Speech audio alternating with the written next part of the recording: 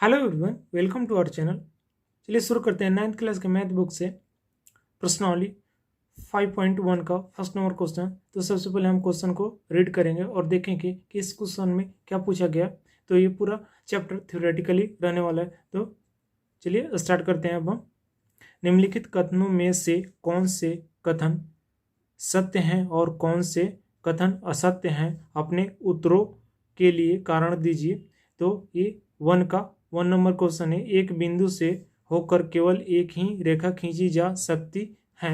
तो ये क्वेश्चन दिया हुआ है, तो इसका उत्तर होगा असत्य है, क्योंकि एक बिंदु से होकर केवल एक ही रेखा खींची जा सकती है। क्वेश्चन में पूछा गया, पर एक बिंदु से, यहाँ एक बिंदु से हम अनेकों रेखा खींच सकते हैं, इसलिए ये दिया हुआ जो क्वेश्चन है उसका आंसर असत्य होगा और ये आपका सत्य होगा। ठीक है, तब हम अगला नंबर इसका क्वेश्चन देखते हैं। ये रहा सेकंड नंबर क्वेश्चन। तो चलिए हम इसे पढ़ते हैं। यानी फर्स्ट का सेकंड है, दो भिन्न बिंदुओं से होकर जाने वाली असंख्य रेखाएं हैं। तो ये भी क्या है, उत्तर इसका असत्य है, क्योंकि दो बिंदुओं से होकर के एक ही हम रेखा खींच सकते हैं, जो कि आप देख रहे हैं ए और बी। ये हमारा पॉइंट, एक ए बिंदु है और एक ए बिंदु है, जो कि इसको मिलाने पे हमको क्या मिलती है, एक ही रेखा मिलती है। तो चलिए हम एक का अगला नंबर क्वेश्चन देखते हैं। एक का थर्ड नंबर क्वेश्चन है, एक शांत रेखा दोनों ओर अनिश्चित रूप से बढ़ाई जा सकती है। तो एक शांत रेखा है ये, ठीक है, ये दोनों ओर एक अनिश्चित रूप से बढ़ाई जा सकती है। तो ये सत्य है, इसका आंसर सत्य है, जो कि हमने यहाँ पे लिखा है। कोई भी लाइन दोनों तरफ बढ़ाई जा सकती है, जो कि ये लाइन है। अगर इसको आप इस तरफ से भी बढ़ा सकते हैं और इस तरफ से भी बढ़ा सकते हैं। ठीक है,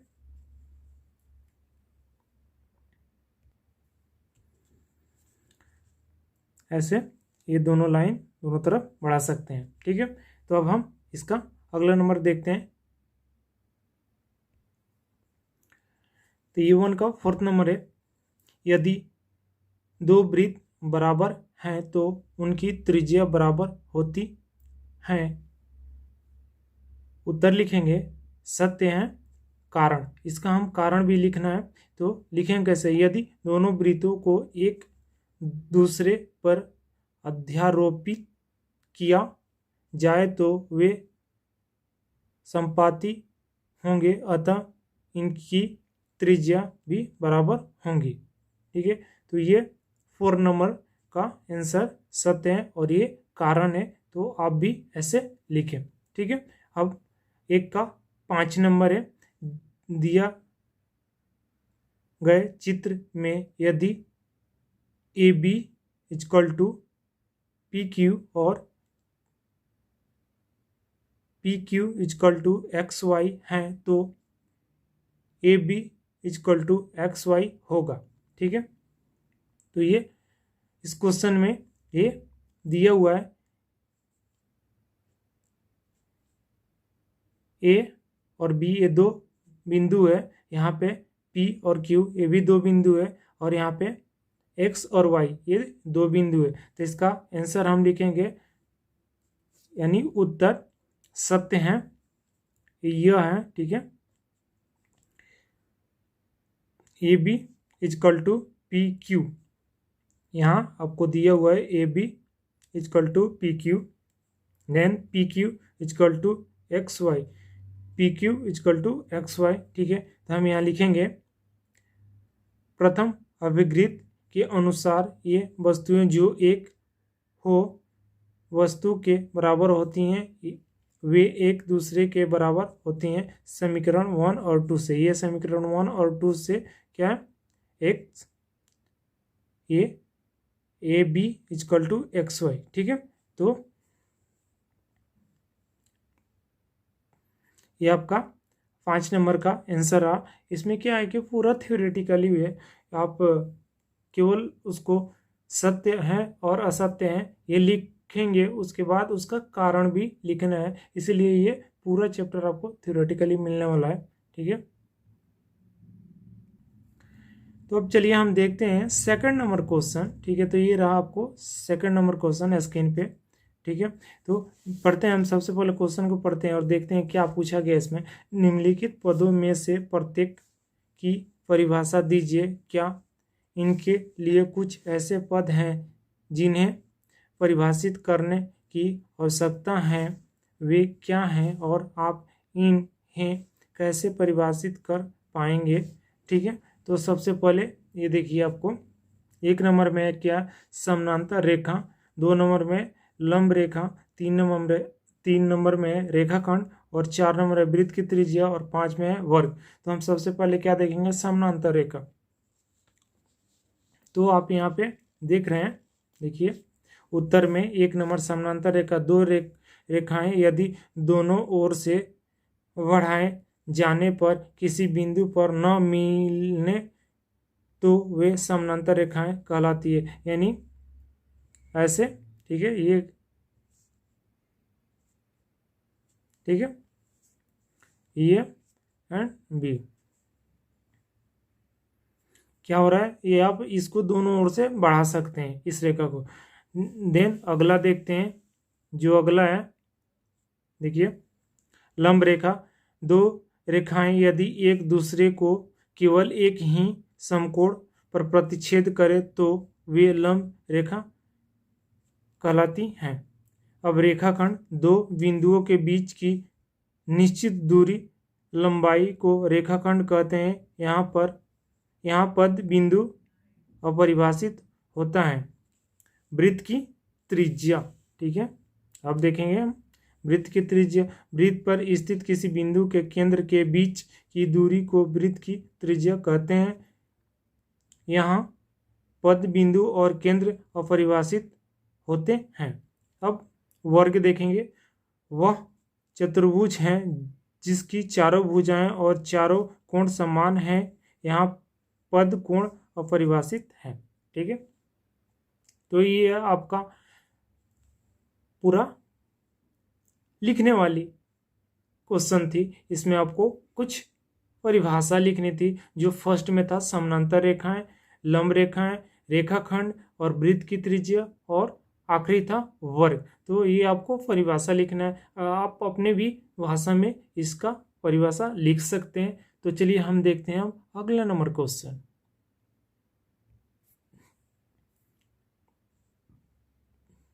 ये 3 नंबर क्वेश्चन है। नीचे दी हुई दो अभिधारणाओं पर विचार कीजिए। ठीक है, 3 का 1 नंबर है। दो भिन्न बिंदु ए और बी दिए रहने पर एक तीसरा बिंदु सी ऐसा विद्यमान है जो ए और बी के बीच स्थित होता है। सेकंड नंबर में, थर्ड का सेकंड है, यहाँ कम से कम ऐसे 3 बिंदु विद्यमान है कि वे एक रेखा पर स्थित नहीं हैं। क्या इन अभिधारणाओं में कोई अपरिभाषित शब्द हैं? क्या ये अभिधारणाएं अविरोधी हैं? क्या ये यूक्लिड की अभिधारणाओं से प्राप्त होती हैं? स्पष्ट कीजिए। ठीक है, तो ये थर्ड का 1 एंड 2 नंबर का हमको आंसर देना है। तो हम कैसे देंगे? आप देखिए, यहाँ पे हमने लिख रखा है ताकि ये पूरा थ्योरेटिकली है, ज़्यादा लंबा ना जाए वीडियो, इसीलिए हमने इसे लिख रखा है। उत्तर में हाँ, इन अभिधारणाओं में अनेक अपरिभाषित शब्द हैं। ऐसा इसलिए है क्योंकि ये दो विभिन्न परिस्थितियों पर निर्भर करते हैं। 1 नंबर का यहाँ पे हम आंसर दे रहे हैं। यदि दो बिंदु ए तथा बी दिए गए हैं और एक तीसरा बिंदु सी अस्तित्व में है तो बिंदुओं ए तथा बी के बीच में होता है। ठीक है, ये बिंदु ए है और ये बी है, इनके बीच में तीसरा बिंदु जो है वो सी है। ठीक है, तो ये आपका आंसर रहा थर्ड के फर्स्ट का। अब हम देखेंगे थर्ड के सेकंड नंबर।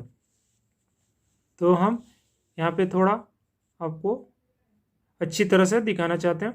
ये देखिए सेकंड नंबर, यदि दो बिंदु ए तथा बी दिए गए हैं तब हम एक बिंदु सी ले सकते हैं जो बिंदु ए तथा बी से होकर जाने वाली रेखा पर स्थित नहीं होता है। ठीक है, तो हमने बिंदु यहाँ लिया है एक ए और बी, ये क्या है, ये सीधी हम इन दोनों को मिला दिया है, और तीसरा जो बिंदु है वो सी है।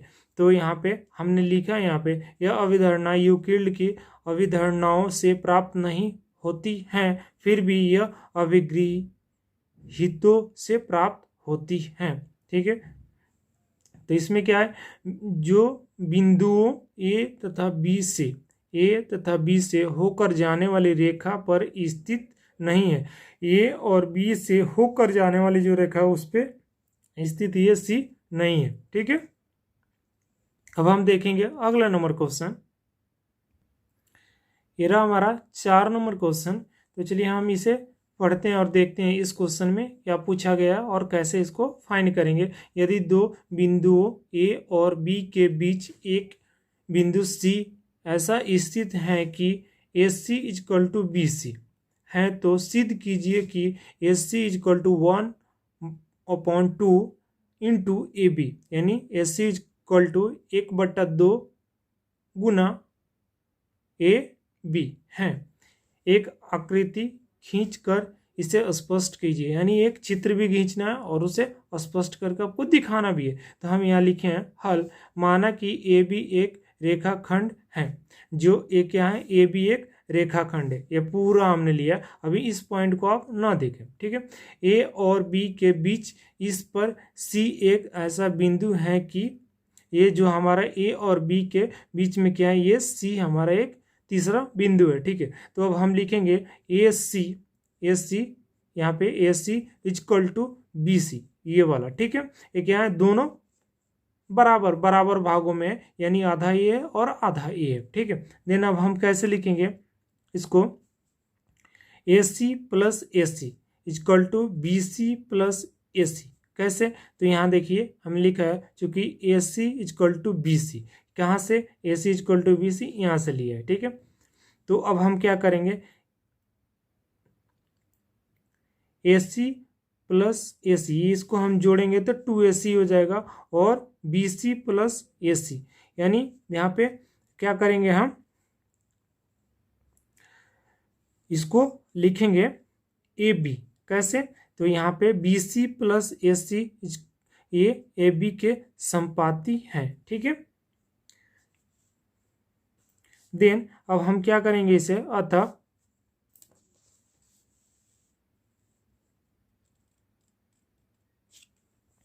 अब हम क्या करेंगे कि ए सी ये यहाँ पे लिख लेंगे, then equal to A B लिखने के बाद से क्या इधर गुना में इस साइड को आएगा तो ये भाग में हो गया। तो यही हमारा 4 नंबर का आंसर रहा। तो देखिए कितना इजी है ये 4 नंबर का, और आप अपने नोटबुक में प्रॉपर तरीके से एक नोट्स बनाइए, ताकि आपको जब रिवाइज करना हो तो आप आसानी से उसे रिवाइज कर लें। ठीक है, तो हमने जो अगर कोई भी टर्म्स को यहाँ पे ये किया है तो हमने इधर साइड में लिख दिया है कि कैसे उसको लिया है। ठीक है, तो अब हम देखते हैं अगला नंबर क्वेश्चन। अब हम देख रहे हैं 5 नंबर क्वेश्चन। तो हम चलिए अब इसे पढ़ते हैं। दो बिंदुओं ए और बी के बीच एक बिंदु सी ऐसा स्थित है कि A C equal to B सी, तो सी रेखाखंड ए बी का एक मध्य बिंदु कहलाता है। ठीक है, सिद्ध कीजिए कि एक रेखाखंड पर एक और केवल एक ही मध्य बिंदु होता है। तो हम हल में कैसे लिखेंगे इसको, यानी उत्तर ये है। ठीक है, अब लिखेंगे, माना कि दी हुई रेखाखंड ए बी है। ठीक है, देन सिद्ध करना है कि ए बी का एक ही मध्य बिंदु है। ये आपको सिद्ध करना है, ठीक है, तो यहाँ पे लिखेंगे प्रमाण, माना कि रेखाखंड ए बी के दो मध्य बिंदु सी तथा डी हैं। तो ये देखिए ए और बी, ये अपना एक पॉइंट यानी ए बिंदु हो गया और ये बी बिंदु हो गया, और इन दोनों के बीच में दो और बिंदु हो गए यानी सी और डी। ठीक है, ये मध्य बिंदु कहलाएंगे, ये दोनों ए और बी के मध्य बिंदु कहलाएंगे सी और डी। ठीक है, देन हम क्या करेंगे, अब हम लिखेंगे A C is equal to 1/2 into A B, जो आपने 4 नंबर क्वेश्चन में देखा था। ठीक है, जो आपको क्वेश्चन में ही ऐसे पूछा गया था वही हमने यहाँ पे लिया है। ठीक है, A C is equal to 1/2 A B, इसको हमने समीकरण 1 माना। देन ए डी यानी ए और डी, ठीक है, A D is equal to 1/2 A B, A यहाँ पे लिया, तो ये समीकरण सेकंड हो गया। अब हम क्या करेंगे, समीकरण 1 और 2 से, ठीक है, यहाँ पे हमने लिखा है 1 और 2 से, ठीक है, A C is equal to A D, ये समीकरण थर्ड लिया, यानी A C is equal to A D, यानी ये इसके बराबर है। ठीक है, ये दोनों बराबर है तो ये भी आपस में बराबर होंगे। अब हम लिखेंगे इसे सी और डी दोनों रेखा ए बी पर हैं तथा ये ए के एक ही तरफ हैं। चूंकि सी और डी एक ही बिंदु होंगे, अतः किसी रेखाखंड का केवल एक मध्य बिंदु होता है। ठीक है, तो किसी भी रेखाखंड का मध्य बिंदु एक ही होता है। ठीक है, वो दो नहीं होता, तो वही सिद्ध करना था। तो हमारा ये 5 नंबर का सिद्ध हुआ। ठीक है,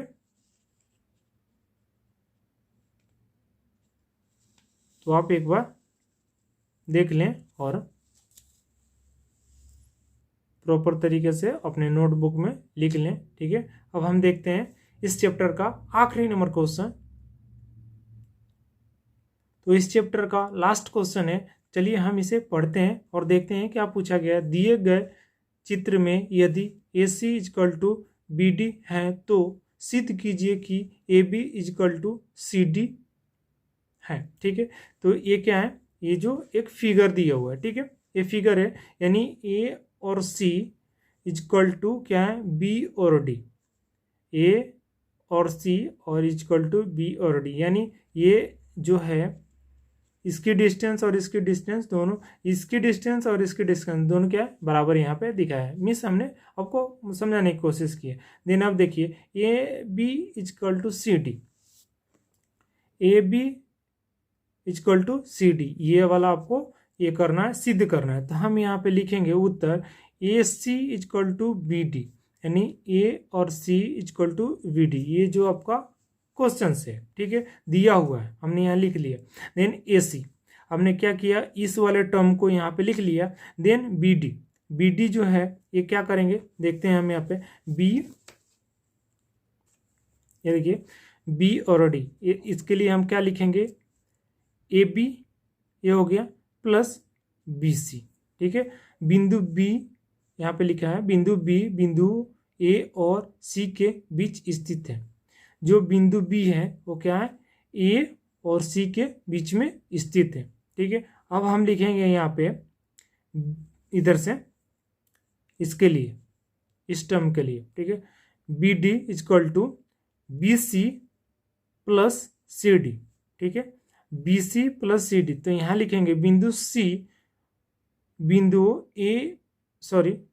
बिंदु बी और डी के बीच स्थित है। तो अब हम क्या करेंगे, इसे ए दोनों बराबर है, A C equal to B D, तो अब हम इनकी जो ए वैल्यू है और ए वैल्यू है, हम इन दोनों को बराबर करने की कोशिश करते हैं। ठीक है, then A B plus B C, ये वाला टर्म हमने यहाँ पे लिख लिया। देन अब ये वाला टर्म यहाँ लिख लेंगे, B C plus C D, यानी आप कर लीजिए ऐसे, ये हमने लिखा है A C equal to V D. ठीक है, ये इसके जस्ट नीचे लिखा है। ठीक है, तो अब हमने यहाँ पे क्या किया है कि A B plus B C equal to यहाँ पे B C plus C D, तो अब क्या करेंगे, बी सी कैंसिल हो जाएगा, तो यहाँ पे बचेगा A B equal to C D. तो ये हमारा क्या हुआ, प्रमाण हुआ। ठीक है, और इसका आखिरी क्वेश्चन है जो, वो अब हम देख लेते हैं इस चैप्टर का आखिरी नंबर क्वेश्चन। यूक्लिड की अभिगृहितों की सूची में दिया हुआ अभिगृहित 5 एक सर्वव्यापी सत्य क्यों माना जाता है? ध्यान दीजिए कि यह प्रश्न 5वीं अभिधारणा से संबंधित नहीं है। ठीक है, तो उत्तर में लिखेंगे ये क्या है? पॉइंट है, यानी हमारा ये बिंदु है, ए बिंदु और ये बी बिंदु। देन ये क्या है? इस पे एक तीसरा बिंदु है जो कि क्या है? सी है, जो कि हम यहाँ लिखें, यहाँ सी रेखाखंड ए बी से स्थित एक बिंदु है। अतः A B equal to A C plus B C. ठीक है, देन लिखेंगे, इसको क्या करेंगे? यहाँ पे लाएंगे, यानी A C equal to A B minus B C, ये इसमें से माइनस कर लेंगे। ठीक है, देन अतः ए सी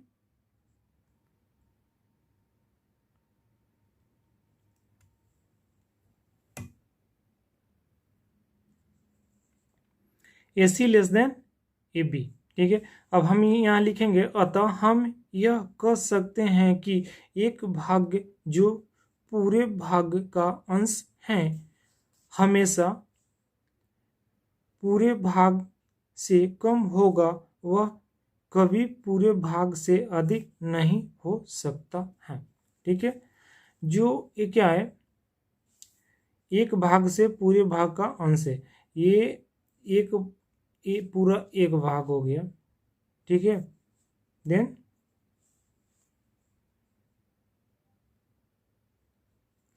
उसका ये वाला जो भाग है ये क्या? अंश है। ठीक है, देन उसमें से क्या है? ये वाला बड़ा है और ये वाला छोटा है। यहीं पे हमने आपको सिंपल लैंग्वेज में समझाने की कोशिश किया। पूरे भाग से कम होगा, यानी ये जो पूरा भाग है उससे क्या है? AC कम है। ठीक है, तो ये रहा आपका आखिरी क्वेश्चन इस चैप्टर का, यानी प्रश्नावली 5.1 समाप्त हुआ। और आप अच्छे से इसका नोट्स बना लें और आप उसको रिवाइज करते रहें। ये ऐसा सब्जेक्ट है, आप जितना इसको रिवाइज करेंगे उतना ही आपको इजी जाएगा। अगर आप रिवाइज नहीं करेंगे तो आपको थोड़ा हार्ड जाएगा ये सब्जेक्ट, इसीलिए आप ध्यानपूर्वक इसको रिवाइज करते रहें। ठीक है, तो हम इस चैप्टर को यहीं पे ख़त्म करते हैं। तब तक के लिए जय Hind. Thank you for watching my video.